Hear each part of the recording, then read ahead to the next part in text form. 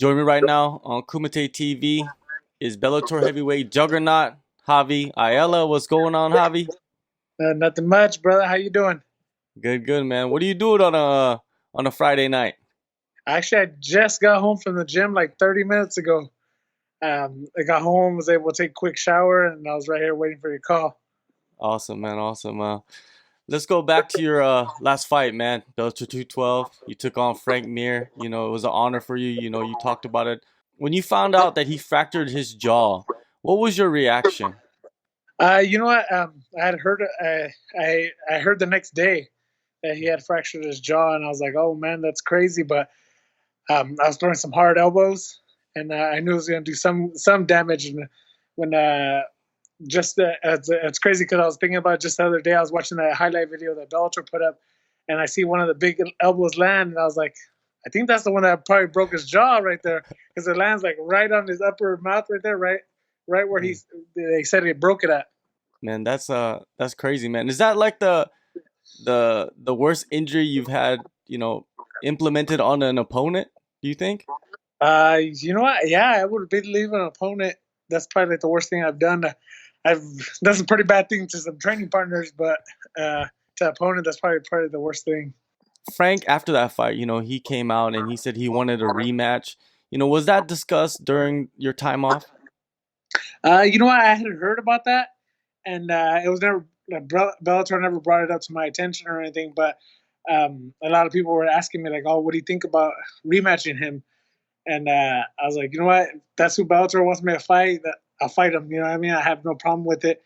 But like I was seeing people online commenting like, oh, if the ref would have gave him back his mouthpiece, he would have been all right. But watching the videos, like I think I messed him up way before his mouthpiece came out. He looked tired already. Even his takedown, like I was able to stuff his takedown, and he just looked like he was done already. Yeah, there was a lot of positives for you coming out of that fight. What can you take from that fight, moving forward, especially I think in your ground game?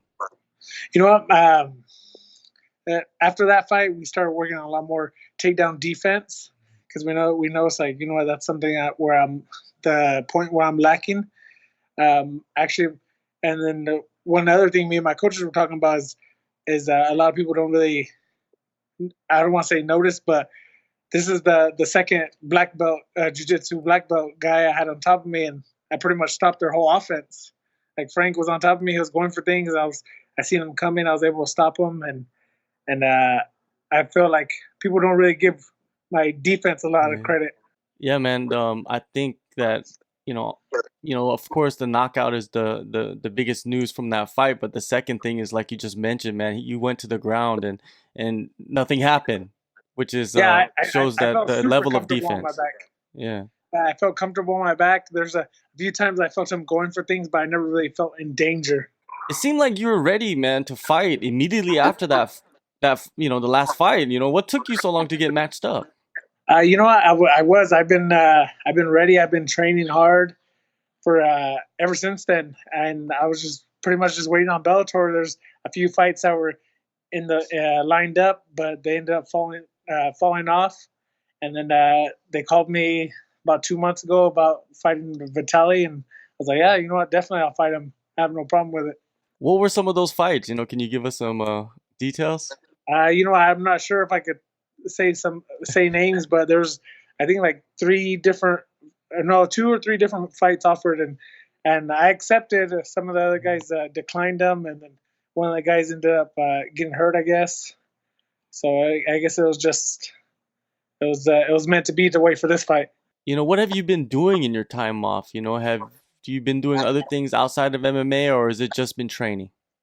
I've been training. I also work. I have a full time job too, so I've been doing that, and I've been spending a lot of time with my family. My son actually just started playing type of football, so that's something I'm super excited about.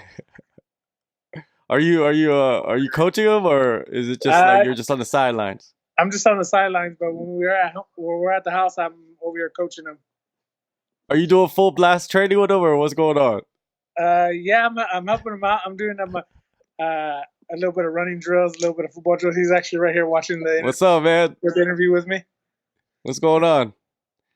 He has What his, position does he play? He's tight end and middle linebacker.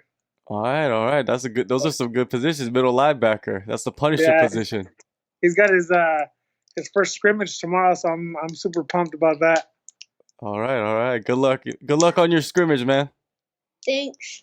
All right. Yeah, man. Let's talk about your return. You know, Bellator 225. You know, you mentioned your opponent Minakov. You know, was he a name that was on your radar after beating Frank Mir, or was it a surprise for you? You know what? After a Frank Mir fight, he hadn't been back yet. I know he hadn't fought Czech yet, so he was nowhere on my radar at all. And then when I seen him come back, I was like, oh, you know what? He's one of they're gonna bring him back, and he's still one of the top dogs. You know, he was the champ. So I was like, you know what? That's who I'm gunning for. And even back when I first started fighting Bellator, and he was a undefeated champ, I was like, you know what? I'm gonna fight him one day. And sure enough, here came that day. He lost for the first time in his last fight against Czech Congo. You know, did you check out that fight? Yeah, I was actually watching that. I watch a lot of the fights, but I super pay attention to when they're heavyweights in Bellator. That way, because these guys are my competition. What were your thoughts on that, you know, and how that played out? Did you think it was going to go to the judges? You know what? I didn't.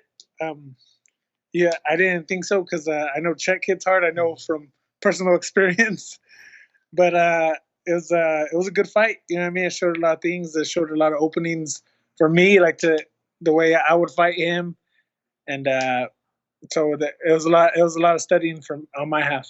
Training camp, you know, you mentioned that you found out about this fight 2 months ago. So, you know, has it been a regular training camp for you, the lengthwise? You know, actually, I've been like I told you, I've been training Mhm. since December, Mhm. like just waiting for a fight. So whenever this one got locked in, we just kicked it in that little bit higher gear, and you know, I felt great. I was already in shape. My weight was already low, so it was like it was easy transition to a harder training camp. Guys that you're working with, you know, the big boys. Who are some of the big boys you brought in? You know what? We have a few guys that actually train at the gym with us. There's his name's Roy, my boy Vince. We have a few other close friends that have been training with me for a long time. That we've been bringing them in. They're actually a lot bigger than me. They're like in the 300s, and they're strong. And so we just have them work on top of me, work keeping me up against the cage, try to take me down. That way, I get that strength, and I feel like it's been helping me a lot. I'm able to manhandle these bigger guys. So we'll see how it does in the fight. Yeah, you definitely showed that in the last one. You know, you were controlling Frank, you know, Yeah, very even when well against when the I had cage. when I had him against the cage, Yeah. I felt strong. Like I felt like I was able to move him where I wanted to, and things of that nature. Have you added anything, you know, in the last, you know, 8 months to your training regimen? You know, anything different, you know, than the norm? I actually added he's kind of a fitness coach. He works with my nutrition, and he has me do he started having me add in weights and things like that. And I feel like I benefited a lot from it. Normally I start out my when I start a fighting camp, I'm super heavy. Like I love to eat, but he had me on a good strict diet, and my weight's really as close as I've ever been. So like right now I'm walking around at the weight I usually, or lighter than the weight I get there the week of the fight at. So I feel good. Wow, man, that's incredible, man. You know, when you're off camp, you know, what are you eating? What do you like to you know, cook up and you know, Oh, eat? dude, I love pastas, pizza, tacos. You gotta have tacos, Yeah, tortas, yeah. all kinds of things like that. Your Burritos. son My, agrees. yeah, my son loves pizza. We can have pizza almost every night. No, no, no taco pizza. Are you into that? Are you into those I, like weird combinations? I've never tried that before. I've tried a chile verde pizza. That thing is Okay. bomb. Yeah. Yeah, man. Those are my two favorites too, man. Like the Italian style and the Mexican style is Yeah. the two top foods in the world to be in my opinion. Now you joined Bellator in 2013, man. It's been a few years compared to a lot of the other guys. They're kind of new to the division if you think about it, right? You know, you've been through the ups and downs. You know, you've had some big wins, you've had some losses. You know, how different are you as a fighter now compared to when you first started with Bellator? I feel like I've grown a lot. I've gotten a lot smarter. When I first started fighting, I would take fights on shorter notice and things like that. So now I've gotten a lot smarter. Like, hey, okay, and now we got to, and now I super think about the fight. I got a game plan. I gotta get ready for this guy and what he brings to the table. So I feel like it's changed me a lot, but I feel like I've grown really well from it.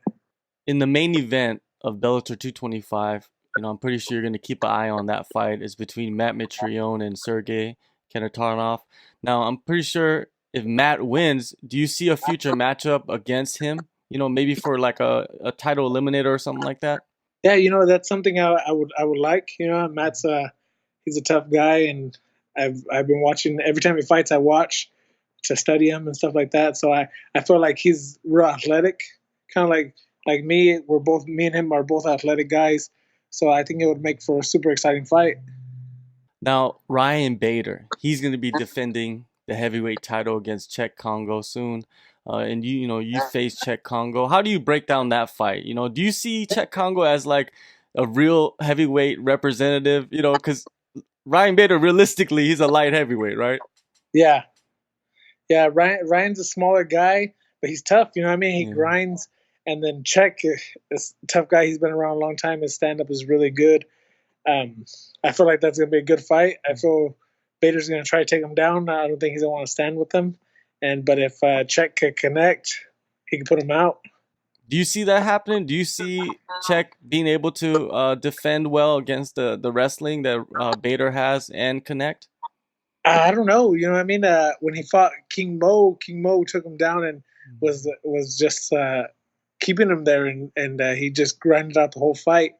But it's interesting to see how he's grown since then to his wrestling to go up against Bader. I'm pretty sure you're planning on going in there at 225, getting the win, coming out just like you did in the last fight with nothing, nothing major, wrong with your body. When do you want to get back in there? As soon as possible? Like you're trying to jump on like the next month or what? Yeah, you know what? If I'm not hurt, I'll be down to fight the next month, 2 months. I like to keep them around 3 months apart. That way, after the fight, I could take some time, spend it with my family, and then get back into a training camp. For me, they're the most important thing. I mean, without without the support of my wife and my kids, I wouldn't be able to do this. Yeah, man, definitely, man. Especially I think on the mental side too, man. When you have that at home and the support that they give you, it kind of keeps you relaxed when you go out to train. Yeah, it does. And there's times where like I doubt I get my ass kicked at training, and I come home doubting myself, and my wife tells me, you know what, you could do this. Um, you're good. You know what I mean? Don't beat yourself up about it. And also like kids too, man. They could give you some good talks, right? Yeah, my daughter, my son, they give me great talks to help motivate me, and they tell me that I'm the best, I'm their favorite fighter, and it just makes me feel good about myself, and it makes me push harder because I know that they're watching.